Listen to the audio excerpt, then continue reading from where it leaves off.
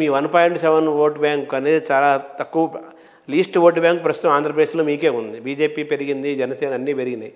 ఈ 1.7 నుంచి ఆంధ్రప్రదేశ్లో మీ ఓటింగ్ శాతం ఏ విధంగా పెంచుకుంటారు? ఎలా పెరుగుతుంది?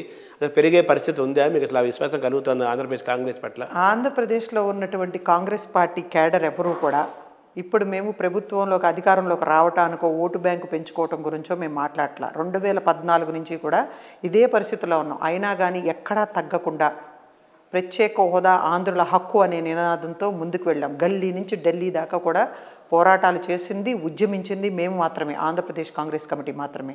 అదే స్థాయిలో ఇక ముందు మా పోరాటం కూడా కొనసాగుతూ ఉంది. అందుకనే మీ ద్వారా ఇప్పుడు అధికారంలోకి వచ్చిన తర్వాత మొట్టమొదటిసారి మీ సిగ్నేచర్ స్టూడియోస్ ద్వారా నేను ఇంటర్వ్యూ ఇస్తూ ఉన్నాను.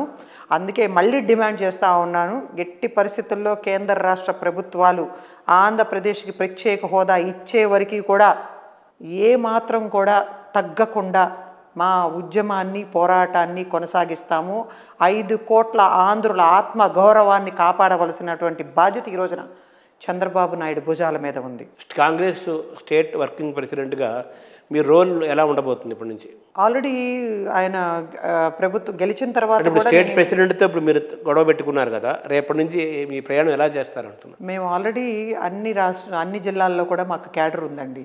అందరూ కూడా ఫైట్ చేయడానికి సిద్ధంగా ఉన్నారు. మాకు స్టేట్ ప్రెసిడెంట్తో గొడవ ఏమీ లేదు.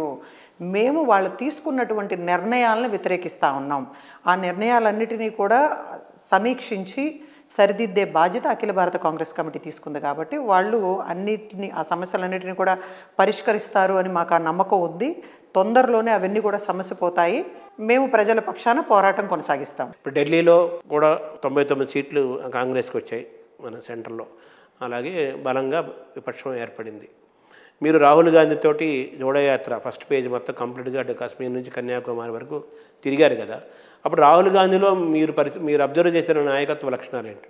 జెన్వినిటీ, దేనికి లెక్క చేయకుండా, ఎవరికి భయపడకుండా, పేద వర్గాల కోసం నిలబడి, he is the voice of the nation.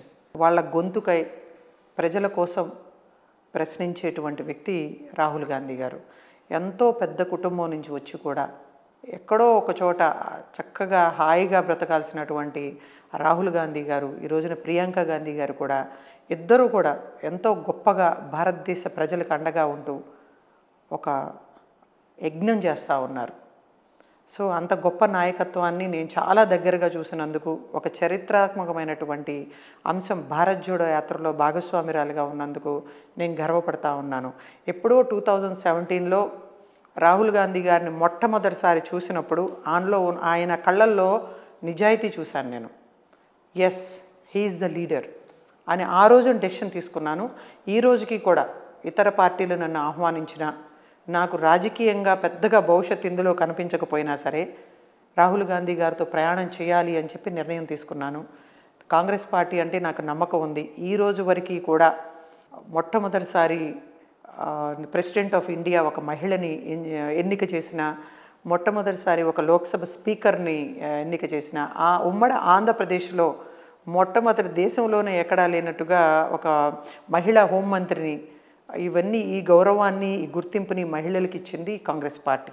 So అదే నమ్మకం నాలో ఉంది. ఇప్పటికీ కాదు, ఇంకొక 10 సంవత్సరాలకైనా సరే కాంగ్రెస్ పార్టీ నాకు సరైన గుర్తింపు ఇస్తుంది. దానికోసం వెయిట్ చేయడానికి నేను రాహుల్ గాంధీ గారి అడుగులో అడుగు వేస్తూ వాళ్ళ సిద్ధాంతాలకి, కాంగ్రెస్ పార్టీ ఐడియాలజీని ప్రేమించే వ్యక్తిగా ప్రయాణం చేయడానికి నేను సిద్ధంగా ఉన్నాను. తొందరలోనే ఆంధ్రప్రదేశ్లో ఉన్నటువంటి పరిస్థితుల్ని, వీటన్నిటినీ కూడా ఒక డెలిగేషన్ మేము ఢిల్లీ వెళ్ళబోతా ఉన్నాం. కేసీ వేణుగోపాల్ గారిని, రాహుల్ గాంధీ గారిని అందరినీ కూడా కలిసి వివరించి మా సమస్యలన్నిటినీ కూడా పరిష్కరించుకొని ఒక బలమైనటువంటి నాయకత్వంతో కాంగ్రెస్ పార్టీని మళ్ళీ బలోపేతం చేసుకుంటామని నమ్మకం ఉంది నాకు. అంటే ప్రస్తుతం ఆంధ్రప్రదేశ్లో ఉన్న కాంగ్రెస్ పరిస్థితుల్లో మార్పులు వస్తాయి అనే, మార్పు జరుగుతుంది, మంచి దిశగా మార్పు జరుగుతుందనే విశ్వాసం మీకుంది? ఎస్ అండి, ఎందుకంటే సీనియర్లు చాలామంది ఉన్నారు. ఈవెన్ రఘువీరారెడ్డి గారు, ఇట్లా పెద్ద పెద్ద నాయకులందరూ కూడా మా దగ్గర ఉన్నారు. 5 సిడబ్ల్యూసీ మెంబర్స్ ఉన్నారు. వీళ్ళందరూ కూడా మొన్న ఎలక్షన్లు కాబట్టి ఎవరు మాట్లాడలేకపోయారు, వాళ్ళందరూ కూడా పనిచేస్తూ ఉన్నారు క్షేత్రస్థాయిలో అని చెప్పి డిలే అయినట్టుంది. ఇప్పుడు అందరూ కూడా మొన్న సిడబ్ల్యూసీ సమావేశానికి వెళ్ళారు. సోనియా గాంధీ గారితోనూ రాహుల్ గాంధీ గారు ఖర్గే గారిని కూడా కలవటం జరిగింది. రాష్ట్రంలో ఉన్నటువంటి పరిస్థితులు వివరించే ఉంటారు. మీకు తెలుసు కదా కాంగ్రెస్ పార్టీలో నిర్ణయాలు కొంచెం టైం పడుతుంది.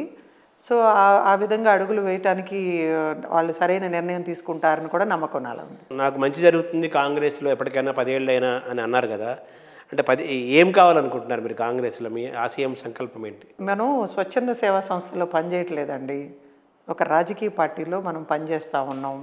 సో మనం ఈ రోజున ఒక ప్రతిభా పటేల్ గారిని, మీరా కుమార్ గారిని, వీళ్ళందరినీ కూడా తలుచుకుంటున్నామండి. ఇందిరాగాంధీ గారిని, సోనియా గాంధీ గారిని, ప్రియాంక గాంధీ గారిని మహిళలుగా వాళ్ళకు వచ్చినటువంటి ఒక మంచి గుర్తింపు. అదే మనకి ఇంకా రాబోయే రోజుల్లో కూడా మహిళలు ఎక్కువ మంది వచ్చి మనతో కలిసి ప్రయాణం చేయాలన్నా మనబోటి వాళ్ళందరికీ కూడా సరైన స్థానము, ఆ గుర్తింపు, ఆ రికగ్నిషన్ ఉంటేనే ఇంకా ఎక్కువగా మహిళలు వచ్చి మనతో కలిసి పార్టీలో ముందుకు రావటానికి అవకాశాలు ఉంటాయి. కాబట్టి నాకున్నటువంటి టాలెంట్ని గుర్తించి పార్టీ డెఫినెట్గా మంచి నిర్ణయం తీసుకుంటుంది. అంటే మీరు చెప్తున్నట్టుగా సరైన గుర్తింపు లేకపోతే ఒక పొజిషన్ అంటే మీకు నేను ఇదైతే బాగుంటుంది, ఇది అవ్వాలి, ఎప్పటికైనా అవుతాను అనేది మీ మనసులో ఏంటి మీ ఆశయం అంటున్నాను నేను అడుగుతుంది. అది ఒక ప్రెసిడెంట్ అవ్వాలనా, లేకపోతే ఎమ్మెల్యే అవ్వాలనా, ఎమ్మెల్సీ అవ్వాలనా, ఎంపీ అవ్వాలనా, ఎటువంటి బాధ్యత ఇచ్చినా సరే అది ఓకే, అది అందరూ అంటారు, నేను తీసుకోవటానికి నేను సిద్ధంగా ఉన్నాను. అది ఓకే, ప్రతి నాయకుల్లో కూడా ఒక ఆశ ఉంటుంది. నేను ఆంధ్రప్రదేశ్ కాంగ్రెస్ పార్టీ తరఫున ముఖ్యమంత్రిని కావాలనుకుంటా ఉన్నాను, చాలా బలంగా కోరుకుంటా ఉన్నాను. బట్ సాధ్యాసాధ్యాలు అనేది పార్టీలో ఉన్నటువంటి నిర్ణయాలు, నాకున్నటువంటి పరిస్థితులు కానీ నేను ఆ విధంగా నాకు ఆ స్థాయి ఉందా లేదా డిసైడ్ చేసేది కాంగ్రెస్ పార్టీ. సో దాని ప్రకారం వాళ్ళు తీసుకునే నిర్ణయానికి మాత్రం నేను ఎట్టి పరిస్థితుల్లో కట్టుబడి ఉంటాను. ఆంధ్రప్రదేశ్ కాంగ్రెస్ పార్టీ ప్రెసిడెంట్గా మీరు అయ్యే అవకాశం ఏముందా? చిన్న స్థాయి కార్యకర్తలను కూడా ఈ రోజున రాష్ట్రపతుల్ని, ప్రధానమంత్రుల్ని, మంత్రుల్ని, ఎంపీలని, ఎమ్మెల్యేలని చేసినటువంటి కాంగ్రెస్ పార్టీ సో నాకు ఆ స్థాయిని ఇస్తుందని చెప్పి నేను నమ్ముతా ఉన్నాను. మీరు ఇప్పటిదాకా నడిచింది 10 ఏళ్ళు నడిచింది, మీరు ఆ పార్టీతో కష్టాలు నష్టాలు ఉన్నారు, సరిమిళ్ళకి ఇచ్చారు. ఇప్పుడు ఇన్ కేసు రేపు ఏదైనా మార్పులు చేర్పులు జరిగి మీ ట్రాక్ రికార్డ్ అన్నీ చూసి షర్మిల మీద కంప్లైంట్స్ కానీ ఏదన్నా కానీ అన్నీ చూసుకొని మార్పు చేస్తే బాగుంటుంది అనే ఉద్దేశంతో మిమ్మల్ని ఆంధ్రప్రదేశ్ కాంగ్రెస్ అధ్యక్షురాలుగా కూర్చోబెడితే మీరు ఆ పదవి చేపట్టిన తర్వాత ఆంధ్రప్రదేశ్లో కాంగ్రెస్ని బలోపేతం చేసి క్యాడర్ని పెరగటానికి, ఓటింగ్ పెరగటానికి, మళ్ళీ 2029 సమయానికి ఒక గౌరవమైన సంఖ్య సభ్యులు ఇవ్వటానికి మీ దగ్గరకు ప్రణాళిక, సత్తా, విశ్వాసం మీకుందా? నేను ఇప్పటి వరకే అయితే ఆంధ్రప్రదేశ్ కాంగ్రెస్ కమిటీకి ప్రెసిడెంట్ పోస్ట్ కావాలని అడగలేదు. నేను అడిగిన ప్రతి ఒక్కటి నాకు కాంగ్రెస్ పార్టీ ఇచ్చింది. నేను రాష్ట్ర మహిళా కాంగ్రెస్ అధ్యక్షురాలు కావాలనుకున్నారు, నాకు ఇచ్చింది. ఆ తర్వాత నన్ను పీసీసీ వైస్ ప్రెసిడెంట్ కావాలని అడిగాను, ఇచ్చారు. నేను ఆంధ్రప్రదేశ్ కాంగ్రెస్ కమిటీకి వర్కింగ్ ప్రెసిడెంట్ కావాలని అడిగాను, నాకు ఇచ్చారు.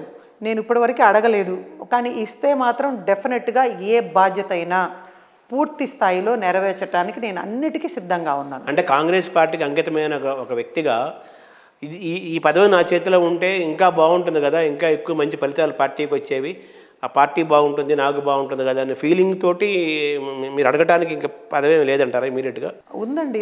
అడిగాము ఇచ్చామన్నారా, వెడితే ఇచ్చామన్నారా? వెడితే ఇప్పటివరకు ఆలోచన రాలేదు, నేను అడగలేదు. నాకంటే ఇంకా బెటర్ పర్సన్ ఎవరన్నా ఇచ్చినా కానీ పనిచేయడానికి నేను సిద్ధంగా ఉన్నానని చెప్పాను. అడగలేదు, కానీ అటువంటి పరిస్థితులు అనుకూలిస్తే మాత్రం డెఫినెట్గా అడుగుతాను నేను. ఎందుకంటే క్షేత్రస్థాయిలో మనం గ్రాస్ రూట్ లెవెల్లో కాంగ్రెస్ పార్టీని తీసుకెళ్ళాలి. ఇప్పుడు బలమైనటువంటి ఒక ప్రతిపక్ష స్థానంలో మనం ఉన్నాం భారతదేశంలో. 2029కి వచ్చేటప్పటికి మనం చాలా బలమైనటువంటి ఫోర్స్తో, మంచి మెజారిటీతో ప్రభుత్వంలోకి రాబోతా ఉన్నాం కేంద్రంలో. సో అటువంటి పరిస్థితుల్లో ఆంధ్రప్రదేశ్లో కూడా 2029 దాకా మీరు ఇలాగే ఉంటారా? ఈ లోపు కూడా జరగవచ్చు. ఎందుకంటే చాలా వీక్ ప్రిపేర్ అయిపోయారా అంటారు 2029 దాకా? నేను చెప్పాను కదండి ఇందాక, ఇంకొక 10 సంవత్సరాలైనా నేను వెయిట్ చేస్తాను, కాంగ్రెస్ పార్టీతో కలిసి ప్రయాణం చేస్తాను. ఎందుకంటే ఫైనల్గా నాకు కావాల్సింది ఏంటంటే ఆంధ్ర రాష్ట్ర అభివృద్ధి.